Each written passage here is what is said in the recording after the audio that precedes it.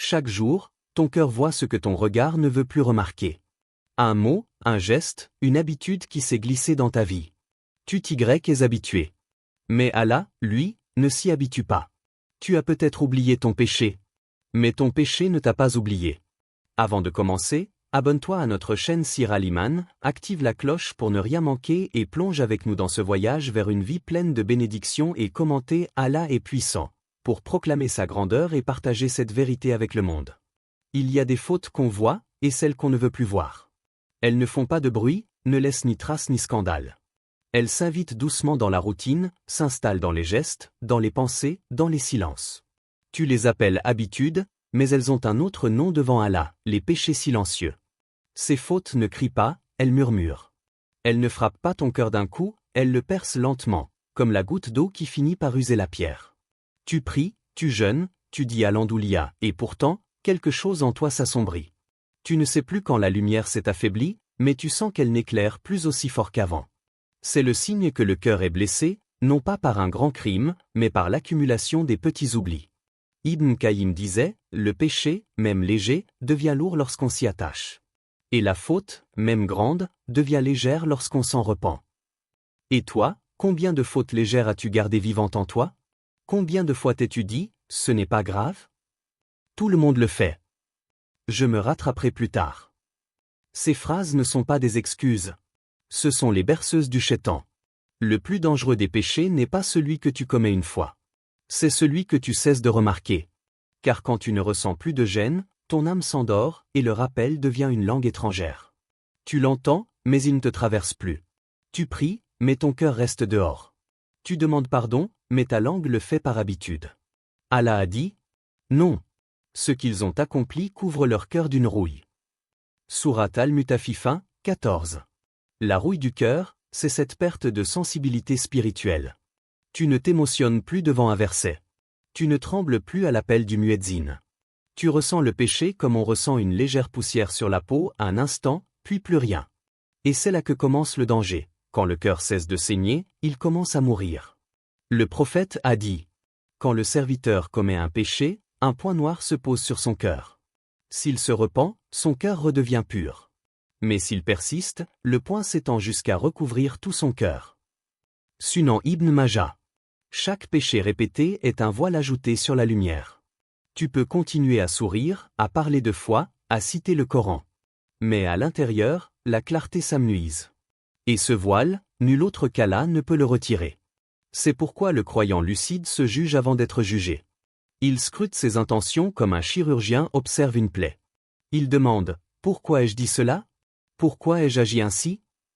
Il sait que l'ennemi n'est pas toujours à l'extérieur, parfois, il prie dans le même corps que lui. Al-Ghazali disait, celui qui ignore les maladies de son âme, même s'il les nie, en souffrira plus que celui qui les reconnaît et cherche le remède. Alors observe-toi, quand ton cœur s'éteint après un plaisir, quand ta prière te semble lourde, quand ton regard glisse vers ce qu'Allah déteste, ce n'est pas anodin. C'est le signe qu'un lien s'est rompu.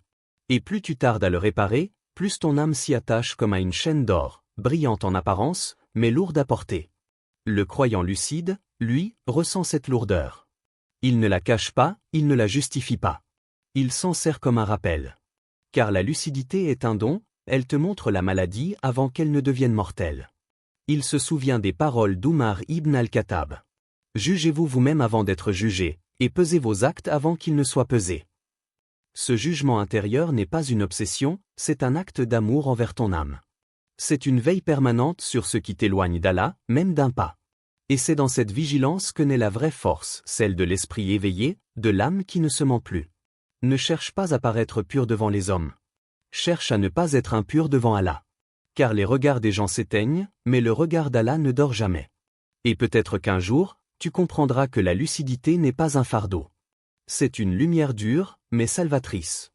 Elle brûle le mensonge, mais éclaire la vérité. Elle te montre ta faiblesse, pour que tu y trouves la porte de la force. Et ce jour-là, tu sauras, le péché le plus silencieux est aussi celui qui t'invite le plus doucement à l'oublier. Mais le croyant lucide, lui, n'oublie pas. Il se souvient non pour se haïr, mais pour revenir. Il y a des versets qu'on lit, et ceux qu'on entend avec l'âme.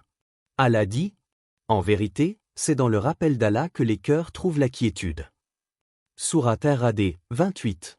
Mais ce verset n'est pas un simple apaisement. C'est une loi spirituelle. Une promesse et un avertissement à la fois. Car celui qui oublie Allah, oublie aussi ce qu'il est. Et le cœur qui cesse de se souvenir devient le terrain du tumulte, des passions et des illusions.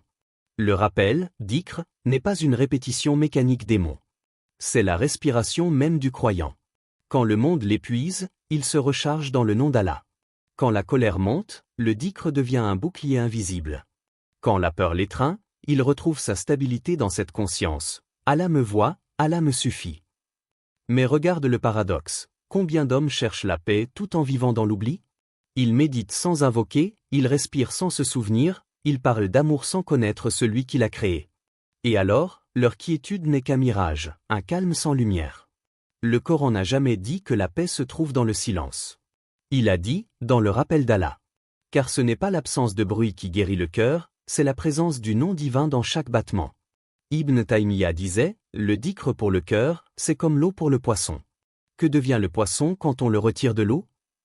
Regarde ton propre état. Quand ton cœur se détache du dhikr, tu sens la lourdeur, l'angoisse, la dispersion. Mais quand tu prononces sincèrement Subhan Allah, Al-Andoulia, Allahu Akbar, le poids s'allège, le souffle s'apaise, et quelque chose en toi se réaligne avec le ciel. Car le dhikr n'est pas un mot, c'est une orientation. C'est tourner le regard intérieur vers la source de toute stabilité. Allah a dit, « Souvenez-vous de moi, je me souviendrai de vous. » Sourate Al-Baqarah, 152. Le croyant vit dans cette promesse, le souvenir d'Allah n'est pas un acte à sens unique. Chaque invocation sincère, même murmurée dans la peur ou la honte, est entendue. Chaque larme versée dans le secret est notée, honorée, rendue en paix. Mais il faut que le rappel traverse le cœur. Qu'il ne soit pas seulement sur la langue, mais dans la conscience. Car le vrai dhikr n'est pas seulement ce qu'on dit, c'est ce qu'on ressent quand on se souvient de celui qui nous voit. Et quand tu te souviens d'Allah dans ta colère, tu désarmes Shaitan avant qu'il ne parle à travers toi. Le prophète a dit, le fort n'est pas celui qui terrasse les gens, mais celui qui se maîtrise lorsqu'il est en colère. Sahih Bukhari, Sahih Muslim. La maîtrise n'est pas une faiblesse. C'est une victoire invisible. C'est l'acte de briser le feu intérieur avant qu'il ne consume la foi. Celui qui se tait au moment où il aurait pu blesser, celui qui retient sa main, sa langue ou son regard, celui-là a vaincu une bataille que les anges même honorent. Et chaque fois que tu retiens ta colère, tu brises une chaîne que le péché voulait placer autour de ton cœur. Ibn al-Jawzi a dit, chaque fois que l'homme se retient pour Allah, Allah le comble d'une lumière qu'il ne trouvera nulle part ailleurs. Cette lumière, c'est la baraka du contrôle. C'est cette clarté intérieure qui te rend maître de ton âme et non esclave de tes impulsions. C'est le contraire du monde d'aujourd'hui, où l'on glorifie ceux qui réagissent vite, qui répondent fort, qui crient plus qu'ils ne réfléchissent. Mais le croyant, lui, apprend à respirer dans le silence d'Allah. Son cœur est un champ de bataille où les passions s'affrontent. Et chaque dhikr, chaque prière, chaque astaghfirullah est une flèche de lumière tirée contre le chaos intérieur.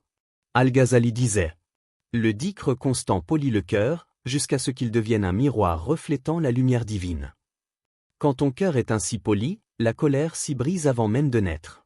L'orgueil n'y trouve plus sa place. Et la peur du regard des hommes s'efface devant la certitude du regard d'Allah. C'est cela, le vrai rappel divin, ce n'est pas une récitation, c'est une présence.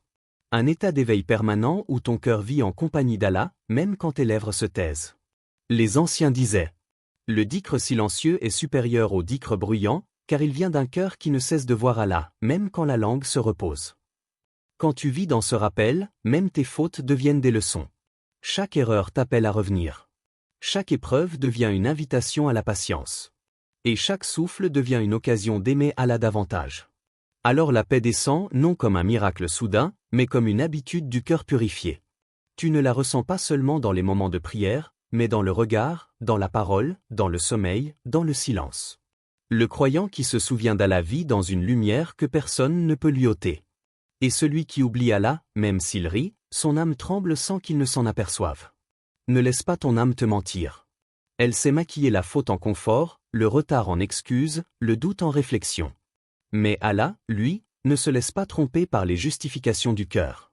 Il voit les intentions cachées derrière chaque sourire, chaque silence, chaque regard détourné. Le péché te chuchote la facilité, et dans ce murmure, il te promet la paix mais c'est une paix empoisonnée. Car chaque concession à ton âme est une flamme qui consume lentement la lumière de ton iman. Chaque instant où tu cèdes à ton désir, c'est une porte que tu entr'ouvres à la noirceur. Le danger n'est pas dans la faute elle-même, mais dans l'illusion qu'elle t'inspire. Elle te fait croire que tu es encore le même, que ton cœur est intact, que tu pourras toujours revenir plus tard. Mais parfois, le plus grand châtiment, ce n'est pas qu'Allah te punisse, c'est qu'il te laisse continuer sans te rappeler. Al-Ghazali disait, chaque fois que tu pèches, ton cœur se voile d'une poussière. Et lorsque tu te repens, Allah en efface la trace. Chaque poussière paraît légère, mais accumule-les, et tu ne verras plus la lumière.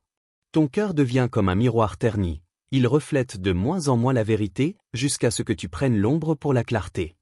L'éveil du cœur commence le jour où tu sens cette lourdeur. Cette gêne intérieure après un mot inutile, un regard interdit, un moment perdu dans l'insouciance. Cette douleur subtile est un cadeau, c'est le signe qu'Allah n'a pas fermé ton cœur. Car le cœur vivant souffre de ses propres fautes. Le cœur mort, lui, dort dans son confort. Le prophète a dit, « Quand Allah veut du bien à un serviteur, il lui fait voir la gravité de ses péchés. » Ahmad. Ne fuis pas cette vision. Regarde-la comme on regarde une blessure avant de la soigner. Pleure, si tu le dois, mais pleure devant celui qui guérit. Les larmes du croyant ne sont pas faiblesses, ce sont des ablutions invisibles pour son âme. Quand tu dis Astaghfirullah avec vérité, le ciel s'ouvre un peu au-dessus de toi. Les anges s'approchent. Et le poids invisible que tu portais dans ta poitrine s'allège, non parce que tu as oublié, mais parce qu'Allah a effacé. Ibn Taymiyyah disait, les cœurs ont été créés pour aimer Allah. Lorsqu'ils aiment autre chose plus que lui, ils souffrent d'un manque qu'aucune possession ne peut combler. Regarde autour de toi, le monde vend l'illusion de la paix à ceux qui ont perdu leur cœur. Il te dit que le plaisir est liberté, que l'interdiction est contrainte, que la honte est archaïque. Mais l'homme libre, c'est celui qui a libéré son âme de son propre esclavage. Car l'ego est un tyran plus cruel que n'importe quel roi. Et toi, as-tu dompté ton ego, ou est-ce lui qui te domine? Quand il te dit plus tard, lui obéis-tu? Quand il t'invite à l'orgueil, l'écoutes-tu? Quand il t'éloigne du dhikr, résistes-tu? L'éveil du cœur commence quand tu refuses d'être le serviteur de ton désir. Quand tu dis non à toi-même pour dire oui à Allah. Quand tu te lèves pour prier alors que ton corps veut dormir. Quand tu pardonnes alors que ton orgueil hurle vengeance. Quand tu fermes la bouche, non par faiblesse, mais parce que le silence est un acte de foi. Le prophète a dit, « Celui qui croit en Allah et au jour dernier, qu'il dise du bien ou qu'il se taise. » Sahih Bukhari. Le silence du croyant n'est pas vide. Il est rempli de maîtrise. Il est l'écho du dhikr intérieur. Il dit, « Je pourrais répondre, mais Allah me voit. Je pourrais frapper, mais Allah m'entend. Je pourrais m'égarer, mais je choisis de revenir. » Chaque acte de retenue est une victoire invisible. Chaque fois que tu retiens ta langue, tu purifies ton cœur. Chaque fois que tu détournes ton regard, tu éclaires ton âme. Chaque fois que tu pardonnes, tu brises une chaîne forgée par le Shaitan lui-même. C'est cela, l'éveil du cœur, une succession de petites victoires sur soi. Des batailles que personne ne voit, mais que les anges écrivent dans ton livre de lumière. Et un jour, quand tu reliras ces pages, le jour où les visages seront pâles ou lumineux, tu comprendras que le paradis ne se gagne pas seulement dans les grandes œuvres. Il se construit dans les instants silencieux où tu as choisi Allah plutôt que toi-même. As-tu dompté ton ego, ou est-ce lui qui te domine? Si Allah t'appelait aujourd'hui, que trouverait-il dans ton cœur? Serait-ce un océan de dhikr, ou les débris d'un amour trop dispersé? Le cœur éveillé ne craint plus la mort, car il vit déjà dans le souvenir d'Allah. Il ne fuit plus les épreuves, car il les voit comme des portes vers sa proximité. Et quand il pêche, il ne s'effondre pas, il se relève, parce qu'il sait que la chute est une école pour les âmes que Dieu veut élever. Le repentir n'est pas une honte. C'est une victoire. C'est la preuve que ton cœur respire encore. Car celui qui ressent le poids de sa faute n'est pas perdu, il est vivant. Le désespoir appartient au cœur mort. Mais toi, si tu pleures, si tu regrettes, si tu veux revenir, alors sache qu'Allah t'appelle par ton nom. Le Coran ne parle pas au désespéré pour le condamner. Il lui parle pour le relever. Chaque verset du pardon est une porte ouverte, chaque mot du prophète sur la miséricorde est une main tendue. Allah dit, « Quiconque place sa confiance en Allah, il lui suffira. » Sourate At-Tath 3. Ce verset n'est pas seulement une promesse, c'est un abri. Il ne dit pas, « Quiconque n'a jamais fauté. » Il dit, « Quiconque place sa confiance en Allah. » Même celui qui tombe 1000 fois, s'il revient avec sincérité, Allah l'accueille 1001 fois. Le repentir, Tauba, est une renaissance silencieuse. Ce n'est pas un cri, c'est une prosternation. C'est le moment où tu avoues à ton Seigneur, « Je me suis égaré, mais je t'aime encore. » Et Allah, dans sa grandeur, répond, « Reviens, car je n'ai jamais cessé de t'attendre. » Ibn Qayyim disait, « Si tu savais combien Allah se réjouit de ton retour, tu te consumerais de honte d'avoir tardé à revenir. » Le cœur repentant ne discute plus avec le passé. Il le dépose entre les mains d'Allah, puis marche vers la lumière. Il sait que la faute est une trace, mais le pardon est un océan. Et aucune trace, aussi sombre soit-elle, ne résiste à l'océan de la Rahma divine. Allah a dit, « Ô mes serviteurs qui avez commis des excès à votre propre détriment, ne désespérez pas de la miséricorde d'Allah, car Allah pardonne tous les péchés. » Sourate Az-Zumar, 53. Ces mots sont les plus doux que le ciel ait adressés à la terre. Ils sont le refuge des âmes fatiguées, la guérison des cœurs souillés. Ils rappellent que même celui qui s'est noyé dans la faute peut encore être lavé par une seule larme sincère. Et toi, qu'attends-tu pour revenir? Reviens à lui. Avant que tes habitudes ne deviennent ton jugement. Avant que tes excuses ne deviennent ton remords. Chaque jour où tu retardes ton repentir est une dette que tu fais grandir. Mais chaque jour où tu reviens à Allah, c'est une dette qu'il efface avant même que tu la paies. Le repentir n'est pas un événement. C'est une respiration du croyant. Celui qui vit sans repentir s'asphyxie spirituellement. Celui qui revient souvent à Allah respire la paix du jana avant l'heure. Regarde la miséricorde d'Allah, il n'a pas fermé la porte après ta faute, il a placé ton retour dans la prière elle-même. Chaque sajda est une confession silencieuse, chaque istighfar est une main levée vers sa clémence. Le prophète a dit, Allah étend sa main la nuit pour pardonner à celui qui a fauté le jour, et il étend sa main le jour pour pardonner à celui qui a fauté la nuit. Sahih Muslim. Quelle autre divinité pardonne ainsi? Quelle autre grandeur se penche avec tendresse vers ses serviteurs? Aucun roi, aucun pouvoir, aucun amour terrestre n'offre un pardon aussi total, aussi immédiat, aussi doux. C'est pourquoi les pieux pleuraient non pas par peur, mais par gratitude. Parce qu'ils savaient qu'à chaque instant, Allah leur offrait la possibilité de renaître. Ibn Athaïla disait, « Ne sois pas étonné de tomber, sois plutôt étonné de ne pas te relever après la chute. » Le repentir est cette main qui se relève, même tremblante, même tachée. C'est le mouvement le plus noble qu'un être humain puisse faire, revenir à Allah après l'avoir oublié. Et ce retour, quand il est sincère, change la couleur de ton cœur. Là où il y avait l'obscurité, Allah dépose la lumière. Là où il y avait la peur, il dépose la confiance. Là où il y avait la honte, il dépose la dignité. Reviens à lui, non pas par peur du châtiment, mais par amour du pardon. Reviens, car Allah aime ceux qui reviennent. Il n'aime pas la perfection, il aime la sincérité. Ne dis pas, je suis trop loin. Car le chemin du retour ne se mesure pas en distance, mais en décision. Une seule sujus sincère peut te rapprocher d'Allah plus que 1000 prières faites sans conscience. Allah ne regarde pas le temps que tu as perdu, il regarde la direction que tu prends aujourd'hui. Et s'il t'accorde encore la capacité de regretter, c'est qu'il t'a choisi pour te purifier. Reviens donc à lui, avant que le voile du monde ne tombe sur tes yeux, avant que les excuses ne deviennent des regrets, avant que la dernière respiration ne ferme le livre. Car quand tu te prosternes dans le repentir, tu n'es pas seul. Le ciel entier se réjouit de ton retour. Les anges prient pour toi. Et Allah, le très miséricordieux, te dit dans le secret de ton cœur. Reviens à moi, mon serviteur, car je n'ai jamais cessé de t'aimer. Le prophète a dit. Celui qui croit en Allah et au jour dernier, qu'il dise du bien ou qu'il se taise. Ne normalise pas ton péché. Purifie-le dans le secret, là où Allah t'observe avec miséricorde. Le croyant lucide sait ce que le monde ignore. Allah le voit. Et c'est cette conscience-là qui forge les âmes dignes du paradis. Partage ta réponse dans les commentaires et n'oublie pas de liker et de t'abonner à notre chaîne Sir Aliman.